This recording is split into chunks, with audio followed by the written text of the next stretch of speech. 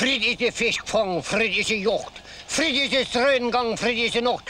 Frit til side ville sine hørne med lever død og slev. Se, sådan gik det til en år siden. Men her fra Balma, med så de lader noget gå for ret. Og der var, ja, man, han sagde jo, jeg vidste, du kan høste 3 af by her fra sol gå op til sol gå ned, så skal du have lov til at være fri. Og hun begyndte om morgenen, og det var jo så mange, at det ville gerne have hjulpet hende, men det kunne ikke lade sig gøre. Men da auten den kom, så høste hun det sidst ned. Og jeg glæder, og for det hun har høst de af by, der sank hun død om. Hun er siden blevet begravet, hun blev begravet deroppe på Bavn Kirke, hvor hende gravsted i den, og se den dag i dag. Godt. Se, sådan er det egentlig den historie heroppe fra Balma angående. Jeg ved godt, det findes mere.